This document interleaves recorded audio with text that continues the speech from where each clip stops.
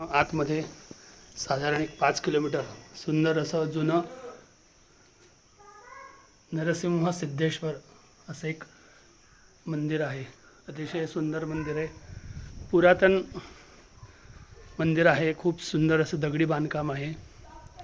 यामध्ये सिद्धेश्वर भगवान म्हणजे भवानी शंकर यांचं सुद्धा मंदिर आहे. आणि असा हा सुंदर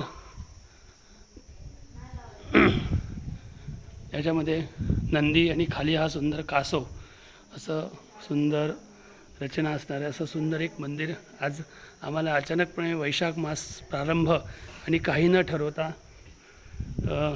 या मंदिरात आम्हाला दर्शन झालेलं आहे. नरसिंहाचं आणि भवानी शंकरांचं सिद्धेश्वर मंदिर आहे. असं हे शिवलिंग आहे सुंदर असं. समोर नंदी भगवान, खाली कासव, दगडी बांधकाम आहे सगळं.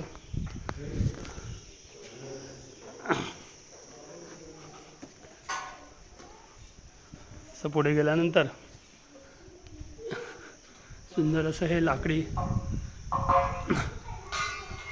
पुरातन काळामध्ये जसं पेशवेकालीन असं आहे. सुंदर असं आहे. दोन्ही मूर्ती आहेत ना. आणि खाली हे भक्त प्रल्हाद भगवान भक्त प्रल्हाद आणि त्यांच्यासमोर नरसिंह मंदिर. आता नरसिंह मंदिर आपल्याला वाटतं ही मूर्ती वरती आहे अशी, पण जायचं कुठनं तर इतक्या सुंदर पायऱ्या आहेत. सुंदर वरती असे जायला आहे बघा. अशा पायऱ्या यात, अशा पायऱ्याने या वरती यायचं आपण मस्त. आणि वरती आल्यानंतर सुंदर अशी काळ्या पाषाणाची भगवान नरसिंहाची मूर्ती लक्ष्मीसह आहे.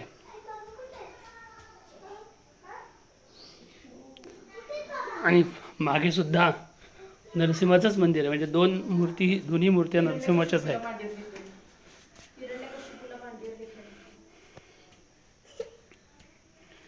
आणि हिरण्यकशिपूला असं मांडीवर घेऊन प्रल्हादाला मांडीवर घेऊन आणि हिरण्यकशिपूचा वध असं या स्वरूपात दोन्ही साईडनी सुंदर मंदिर आहे. आणि परत असं प्रदक्षिणा घातल्यानंतर असं खाली जायला या पायऱ्या.